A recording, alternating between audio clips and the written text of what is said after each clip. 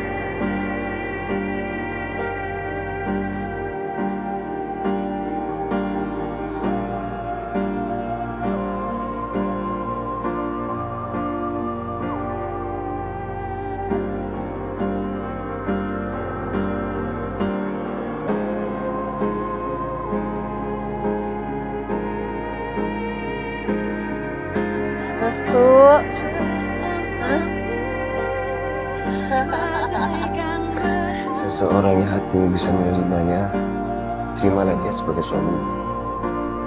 Sebentar ya.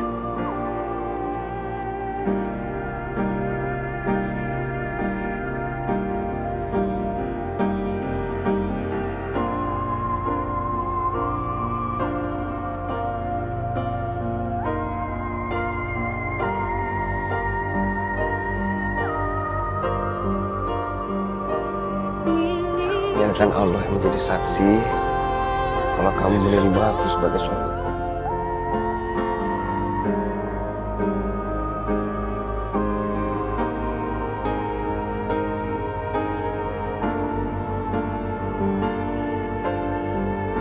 Aku berjanji, Aisyah, aku akan membahagiakan kamu. Aku akan mencintai kamu selama-lamanya. Cinta kita akan abadi. Amin. Aisyah, kenapa Aisyah?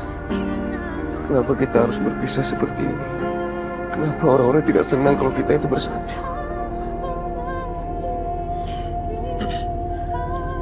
Mas Bisma.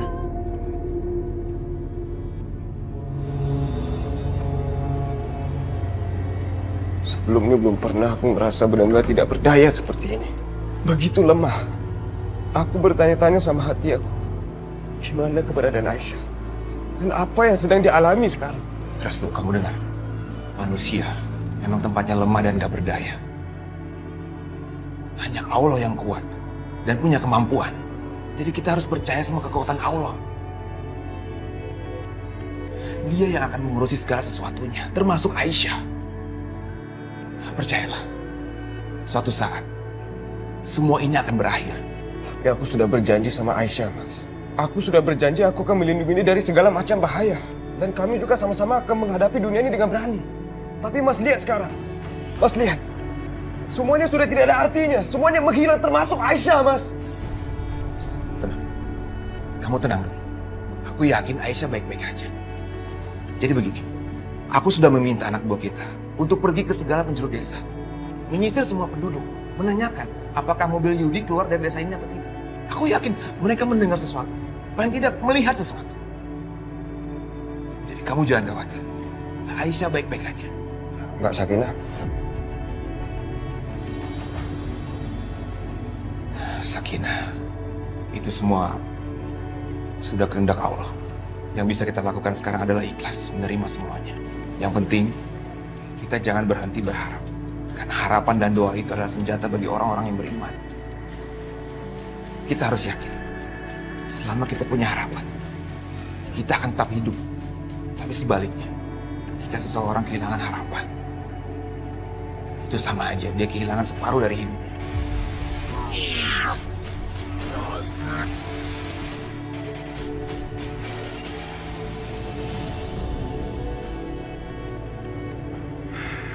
Ajar perempuan itu. Berani-beraninya dia mencoba kabur. Dia nggak tahu kalau dia macam-macam sama aku. Apa yang akan terjadi sama dia nanti? Lihat aja kamu, Aisyah.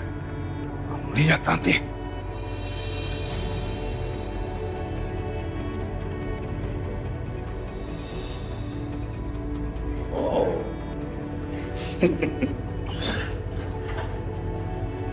Bisa nangis juga rupanya kamu ya. Aku pikir kamu tuh seperti Bu Rahayu. Perempuan beku yang tidak punya perasaan. Tak punya air mata. Ternyata mewek juga kamu ya.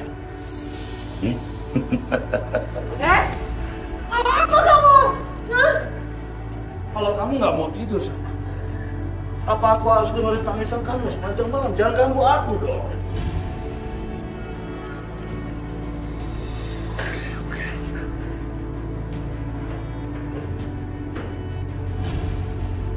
Enggak.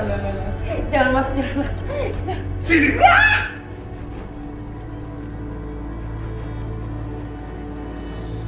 Begitulah. Kalau mereka main-main sama aku, mereka akan merasakan akibatnya.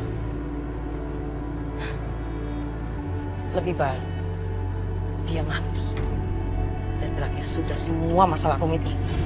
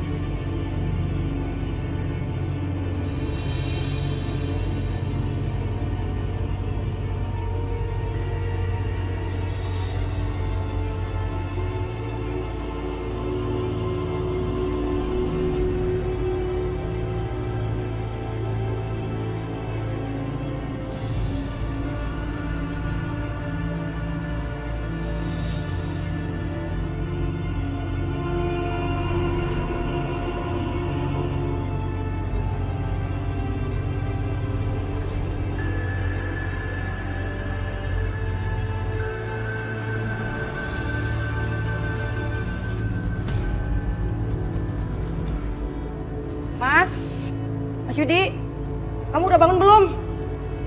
Sarapan udah siap nih. Ya, bentar.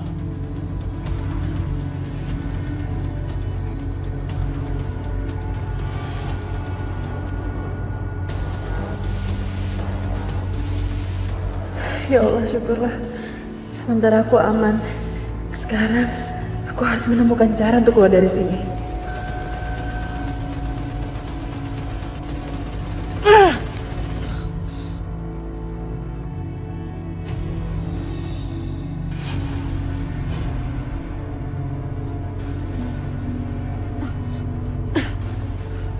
Aku harus mengambil HP itu dan menghubungi Restu.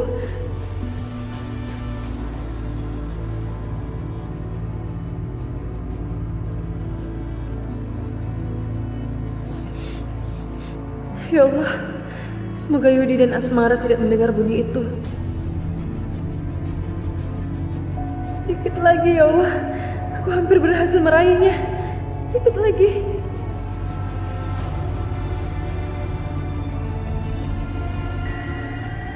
Aku harus menghubungi Restu.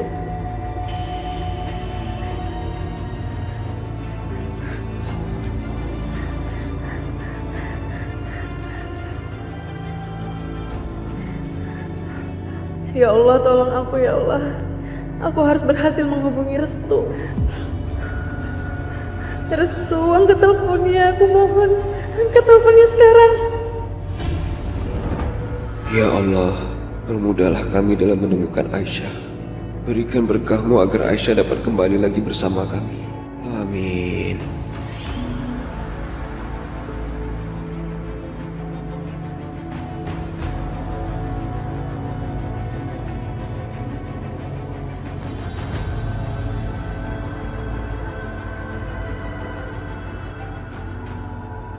Mas tahu nomor ini? Enggak. Ada miss call 20 kali dari nomor yang sama. Restu. Waktu itu memang aku membagikan nomor telepon kamu ke semua orang untuk mendapatkan info di mana keberadaan Yudi dan Asmara. Coba kamu telepon balik. Ya, coba.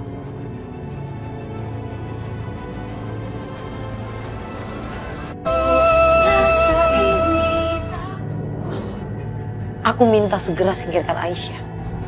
Kalau dia kelamaan tinggal di sini, bisa bahaya buat kita. Ayo Mas, lakukan dengan segera.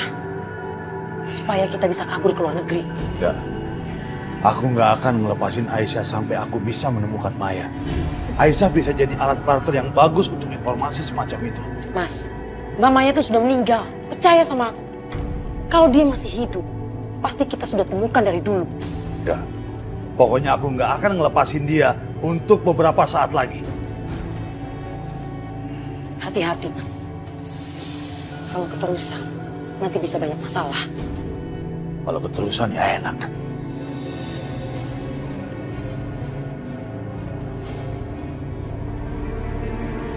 Alhamdulillah, Restu menelpon balik.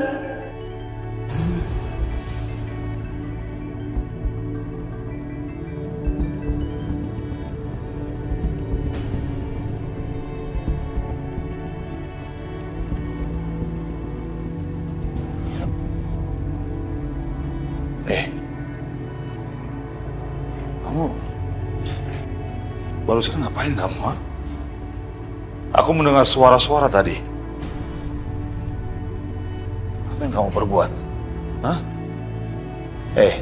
Syukurlah teleponnya berhenti berbunyi.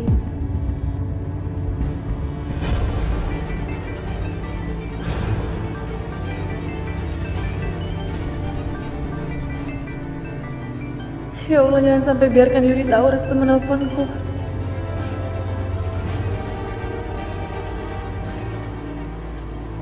Kamu nelpon ya? Kamu berani nelpon? Kamu nelpon seseorang ya? Nelpon siapa kamu? Nelpon siapa kamu? Selamatkan aku ya Allah. Selamatkan aku. Nelpon siapa kamu? Jawab, telepon siapa? Jawab! Ini siapa nih yang telepon? Siapa nih yang telepon? Siapa yang telepon ini? Siapa? Siapa yang telepon?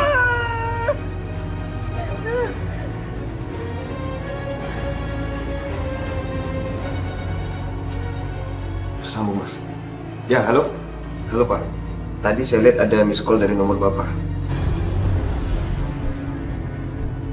Ada apa ya, Pak? Apa Bapak menghubungi saya? Ya benar. Apa Bapak menelpon untuk memberitahu keberadaannya Yudi? Apa yang harus aku lakukan? Restu bisa dalam bahaya. Tapi aku pun harus keluar dari sini secepatnya. Ya benar. Saya punya informasi tentang Yudi. Dan lebih dari itu, saya tahu dia ada di mana. Tapi saya tidak akan memberitahukan Bapak keberadaan dia.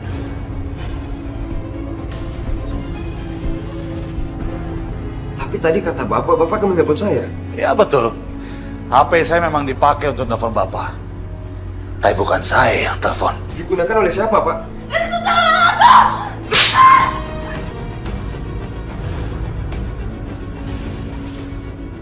Aisyah. Mas, itu suara teriakan Aisyah. Kurang ajar kamu. Kurang ajar kamu pakai HP ku untuk telepon Restu. Teriak-teriak sekarang dia dengar, dia tahu keberadaanku di mana. Bisa belajar HP. Mas, alhamdulillah akhirnya Allah mengabulkan doa kita. Alhamdulillah. Sekarang kita harus lacak nomor itu supaya kita bisa tahu di mana alamatnya. Ayo kita pergi. Ayo, Mas.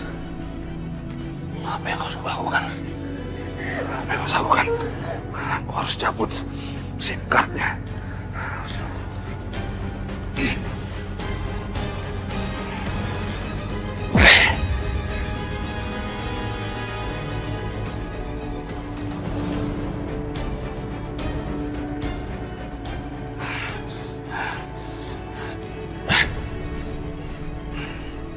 Dia nggak akan tahu lagi. Dia nggak akan bisa melacak aku di mana sekarang. Kamu pikir kamu pinter? Kurang ajar kamu.